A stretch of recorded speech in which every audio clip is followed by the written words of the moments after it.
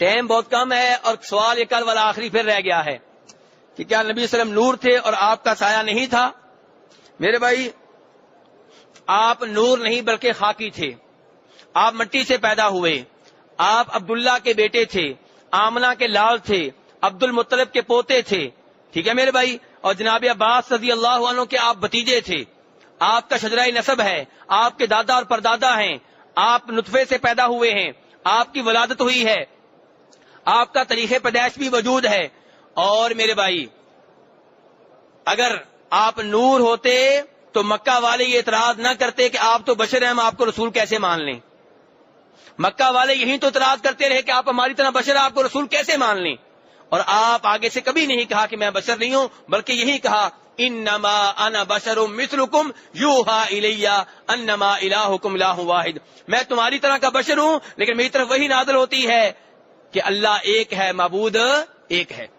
تو بہرحال میرے بھائی آپ کی تعلیمات نور ہیں, آپ کی تعلیمات نور ہیں, لیکن آپ خود جو ہیں انسان ہیں, اور انسان ہو کے سب سے افضل ہونا یہ دلیل کی, یہ افضلیت کی بات ہے, یہ سب سے اچھی بات ہے. اگر آپ فرشتے ہو کے اتنے روزے رکھتے, اتنی لمبی تہجدیں پڑھتے تو پھر کوئی بڑی بات نہیں تھی. فرشتے تو تھکتے ہی نہیں ہیں, فرشتوں کو تو بھوک نہیں لگتی. پھر اگر آپ روزے کے اوپر روزے رکھتے تو کوئی کمال نہ ہوا. کمال یہ ہے کہ آپ ہماری طرح ہیں, پھر اتنے روزے رکھتے, پھر جہاد کرتے, پھر تہجد ادا کرتے, پھر آپ غزوے لڑتے, کافروں کے تلواریں چلاتے. یہ آپ کا کمال ہے. باقی رہی سائے کی بات, تو میرے بھائی پہلی نمبر پہ ایت سن لیں, اور سپارہ ہے 13واں سورہ رعد. وَلِلَّهِ يَسْجُدُ مَن فِي السَّمَاوَاتِ وَالْأَرْضِ طَوْعًا وَكَرْهًا وَظِلَالُهُم بِالْغُدُوِّ وَالْآصَالِ. کہ اللہ ہی کے لیے سجدہ کرتے ہیں وہ ساری مخلوقات جو آسمانوں میں ہیں اور وہ ساری مخلوقات جو زمین میں ہیں. طوعا کوئی خوشی سے کرتا ہے, وکرہن کوئی ناخوشی سے کرتا ہے, وظلالہم اور ان کے سائے بھی اللہ کو سجدہ کرتے ہیں. سن رہے ہیں میرے بھائی؟ فرمایا جتنی بھی مخلوقات آسمان و زمین میں اللہ کو خود بھی سجدہ کرتی ہیں اور ان کے سائے بھی اللہ کو سجدہ کرتے ہیں. تو معلوم ہوا کہ نبی صلی اللہ علیہ وسلم بھی اللہ کی مخلوق تھے اور آپ کا بھی سایہ تھا. دوسری دلیل وہ حدیث جسے امام حاکم اپنی مستدرک میں, امام ابن خزیمہ اپنی صحیح میں لے کے آئے ہیں. جناب انس بن مالک فرماتے ہیں کہ نبی صلی اللہ علیہ وسلم ایک دفعہ فجر کی نماز پڑھا رہے تھے. نماز پڑھاتے پڑھاتے آپ نے ہاتھ آگے بڑھایا, پھر اچانک ہاتھ پیچھے کھینچ لیا. نماز کے بعد ہم نے پوچھا اللہ کے رسول آج آپ نے خلاف معمول وہ کام کیا جو آپ پہلے نہیں کرتے تھے. تو آپ نے فرمایا کہ نماز میں میرے سامنے جنت پیش کی گئی تو میں نے چاہا جنت کے چند ایک پھل توڑ لوں, لیکن مجھے اس سے روک دیا گیا. اور پھر میرے سامنے جہنم پیش کی گئی, حتی رأیت ظلی وظلکم, حتیٰ کہ میں نے جہنم کی آگ کی روشنی میں اپنا سایہ بھی دیکھا, تمہارا سایہ بھی دیکھا. اللہ کے رسول کیا کہہ رہے ہیں, میرا سایہ تھا کہ نہیں تھا؟ اللہ نے بھی بتا دیا آپ کا سایہ ہے, رسول اکرم خود بھی کہہ رہے ہیں میرا سایہ ہے. آگے ایک حدیث اور سن لیں, اسے امام احمد اپنی مسند میں لے کر آئے ہیں. میرے بھائی آپ کی دو بیگمات جناب زینب اور جناب صفیہ رضی اللہ عنہ میں جھگڑا ہو گیا. جناب زینب نے جناب صفیہ کے بارے میں کوئی ایسی بات کر ڈالی جو اللہ کے رسول کو ناگوار گزری.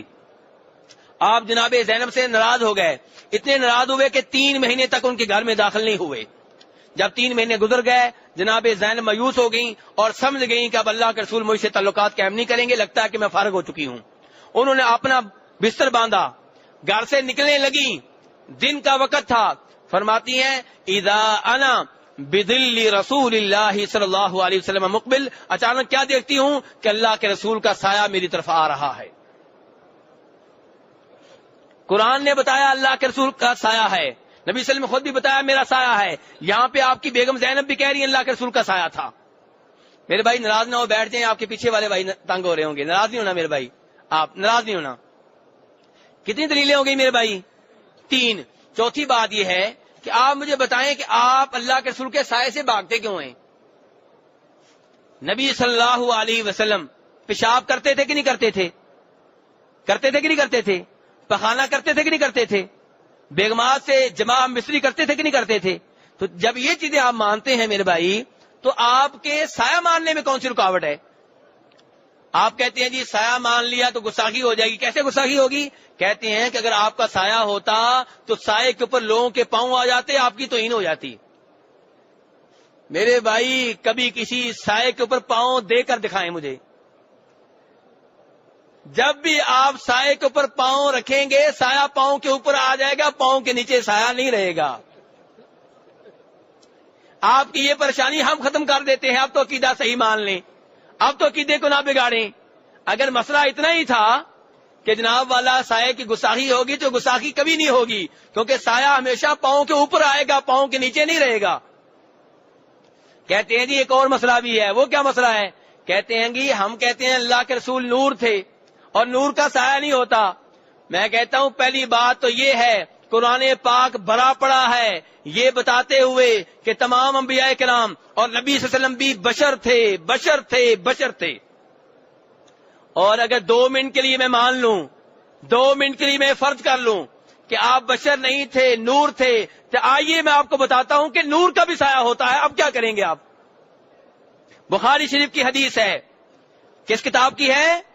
بخاری شریف کی حدیث ہے کہ جب جابر ابن عبداللہ رضی اللہ عنہما کے والد عبداللہ فوت ہوئے, ان کی میت رکھ دی گئی, دائیں بائیں گھر والے کھڑے ہو گئے, رونے لگے, تو نبی صلی اللہ علیہ وسلم نے ارشاد فرمایا ما زالت الملائکۃ تظلہ باجنحتها حتی رفعتموہ, کہ جب تک ان کی میت یہاں پڑی رہے گی فرشتے اپنے پروں سے ان کو سایہ کیے رہیں گے.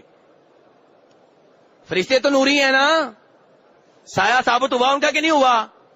تو میرے بھائیوں ایسے عقیدے کے اوپر اب تو اصرار نہ کریں. لیکن آپ نے تو بات اتنی بڑھا دی ہے کہ آپ تو اپنی قوالیوں میں یہ کہتے ہیں کہ اللہ کے رسول کے گنبد کا بھی سایہ نہیں ہوتا. اور ظالموں اتنے جھوٹ نہ بولا کرو.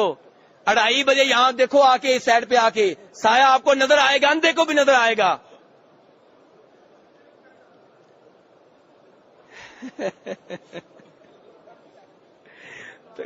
کہنے کا مطلب یہ ہے کہ ایسی حقیقت ہے جس میں کوئی شک و شبہ نہیں ہے, اور آپ نے پوری دنیا کے سامنے جھوٹ بولا اپنی قوالی میں کہ آپ کے گنبد کا سایہ نہیں ہوتا.